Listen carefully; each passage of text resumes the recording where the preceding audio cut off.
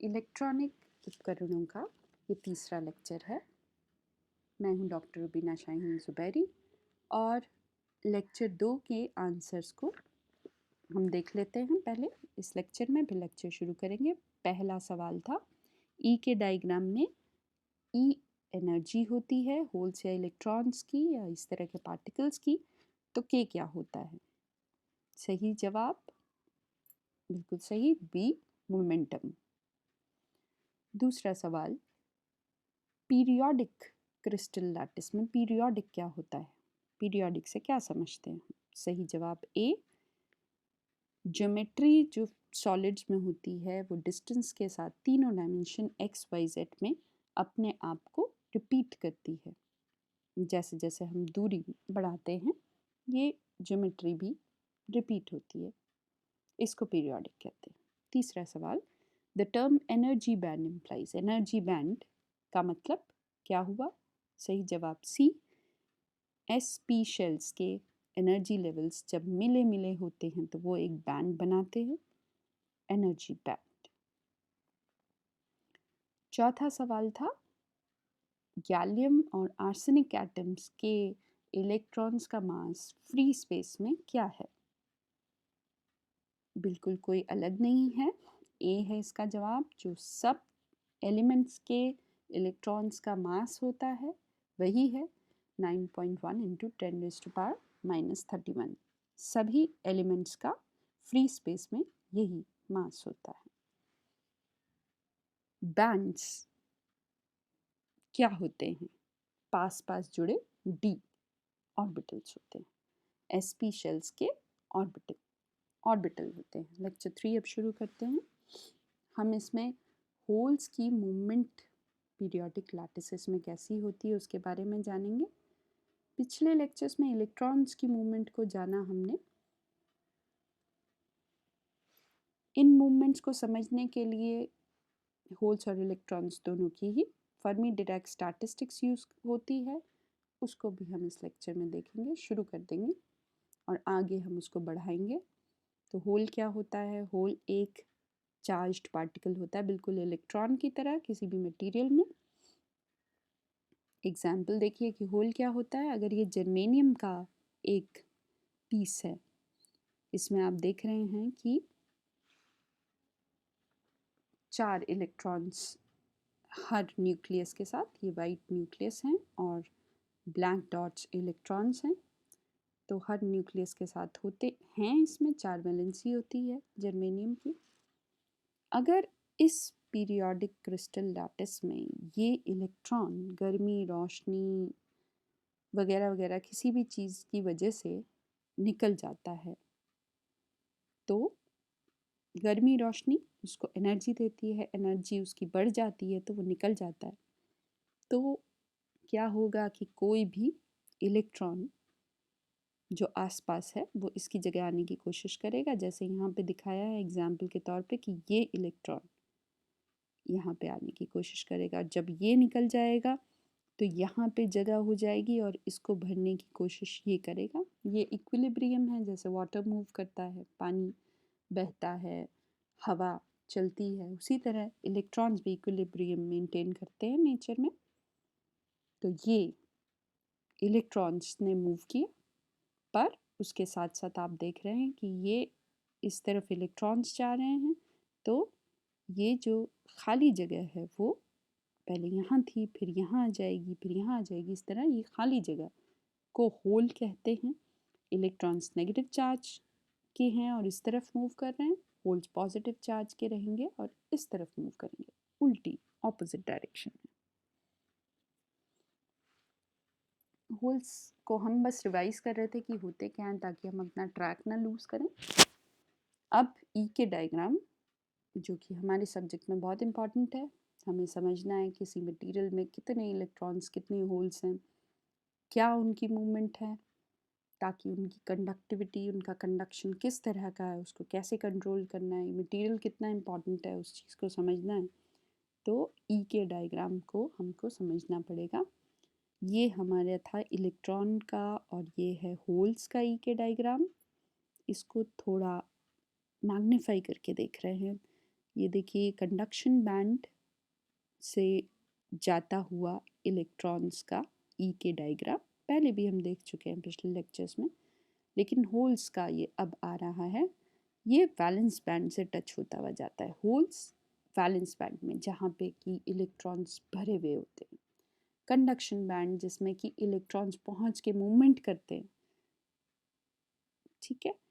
तो होल्स यहीं पे वैलेंस बैंड में आपको बहुत मिलेंगे, इसलिए वैलेंस बैंड को इसमें दिखाया जा रहा है। ऐसा आपको डायग्राम मिलेगा जब हम वेव वेक्टर से मैथमेटिकली भी निकालेंगे किसी मटेरियल की। तो इसमें आप देखिए कि ये तीन तीन पैराबोला हैं, ये एक ही पैराबोला है, क्योंकि इलेक्ट्रॉन का जो मूवमेंट है कोई हैवी इलेक्ट्रॉन या लाइट इलेक्ट्रॉन नहीं होता है, लेकिन होल्स के केस में ऐसा होता है। Heavy hole, light hole, spin orbital whole.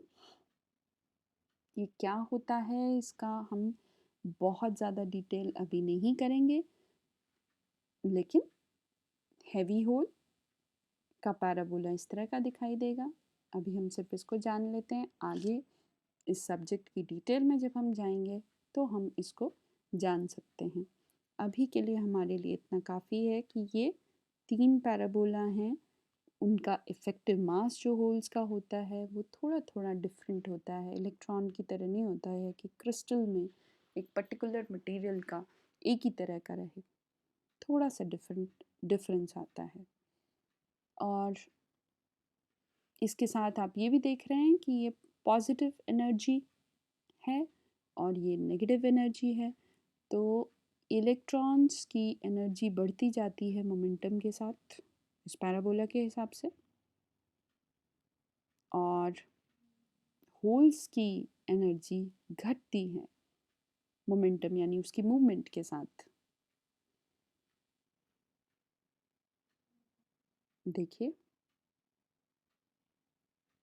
तो ये है कंपेयर, बेसिक लेवल पे कंपेयर कर रहे हैं हम कि होल्स और इलेक्ट्रॉन्स की मूवमेंट किस तरह की होती है, किस मटेरियल में, किसी भी मटेरियल में, और एनर्जी का उससे क्या रिलेशनशिप होता है। ये ई के डायग्राम हमें श्रोडिंगर इक्वेशन वेव वेक्टर से मिलता है, पर हमारे लिए बहुत उपयोगी है, बहुत यूज़फुल है।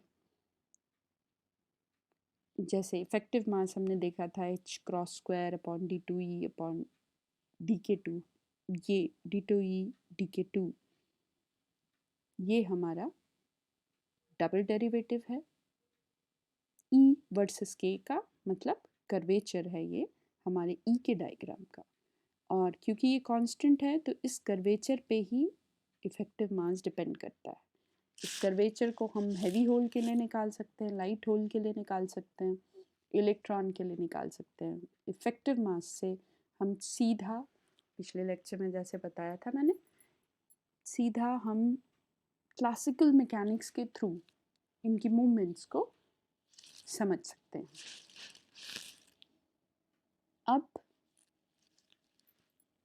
हम शुरू करते हैं फर्मी डिराक स्टैटिस्टिक्स को। होल्स और इलेक्ट्रॉन्स कैसे मूव करेंगे, ई के डायग्राम हमें आइडिया देता है किसी मटेरियल में, लेकिन होते हैं ये इतने सारे, आपको शायद पहले से भी लग रहा होगा कि ये हम एक एक होल और इलेक्ट्रॉन को इतनी डिटेल में जाके ऑब्जर्व कर रहे हैं। इन सब चीज़ों का क्या फ़ायदा है? फ़ायदा होता है क्योंकि इलेक्ट्रॉनिक्स में बहुत छोटे, बहुत माइन्यूट लेवल पे चीज़ों को देखना होता है, तो उसमें इम्पॉर्टेंट हो जाता है कि कोई मटेरियल की एफिशिएंसी एग्जैक्टली क्या है। थोड़ी बहुत डिफरेंस से, एफिशिएंसी के डिफरेंस से हमें बहुत फ़र्क पड़ता है किसी चीज़ को बनाने में। इलेक्ट्रॉनिक्स में इलेक्ट्रॉन्स का, होल्स का कंट्रोल्ड मूवमेंट ही इम्पॉर्टेंट होता है। चलिए अब आगे देखते हैं। तो ये वैलेंस बैंड में आपके जो होल्स हैं, कंडक्शन बैंड में इलेक्ट्रॉन्स हैं बहुत ज़्यादा हैं, और इसकी वजह से वो कितने हैं, कैसे मूव करते हैं, हमें फर्मी डिराक स्टैटिस्टिक्स की ज़रूरत पड़ती है, उसका हम उपयोग करते हैं। दोनों साइंटिस्ट्स के नाम पे, दोनों ने आइंस्टाइन के साथ काम किया था। तो क्या होती है स्टैटिस्टिक्स, लेट्स सी। एक एनर्जी लेवल E1 पे अगर G1 energy states, energy states मतलब G1 वो जगहें हैं जहाँ पे इलेक्ट्रॉन्स आ सकते हैं, सब जगह पे नहीं आ सकते, जैसे एनर्जी गैप में नहीं आ सकते हैं। तो G1 वो जगहें हैं जहाँ पे इलेक्ट्रॉन्स आ सकते हैं। तो कितने इलेक्ट्रॉन्स आ सकते हैं? मान लेते हैं कि N1 इलेक्ट्रॉन्स आ सकते हैं E1 एनर्जी लेवल पे। इसी तरह E2 एनर्जी लेवल पे G2 स्टेट्स हैं, तो उन स्टेट्स को भरने के लिए N2 इलेक्ट्रॉन्स आ सकते हैं। इसको जनरलाइज करते हैं, तो इसका मतलब जनरली कहें तो EI एनर्जी लेवल पे GI एनर्जी स्टेट्स होते हैं जिसको Ni इलेक्ट्रॉन्स भर सकते हैं। वेज में कितने तरीके से Ni इलेक्ट्रॉन्स को GI स्टेट्स में भर सकते हैं, इसका जवाब लेने के लिए एक एग्जाम्पल लेते हैं, सिंपल बनाते हैं। 8 बॉक्सेस ले लेते हैं बजाय GI स्टेट्स के, तो GI इज इक्वल टू 8 और 5 कंचे उसमें हमें भरने। जैसे हम इसको माने कि 8 GI स्टेट्स हैं और 5 इलेक्ट्रॉन्स भरने, तो कितने वेज हुए?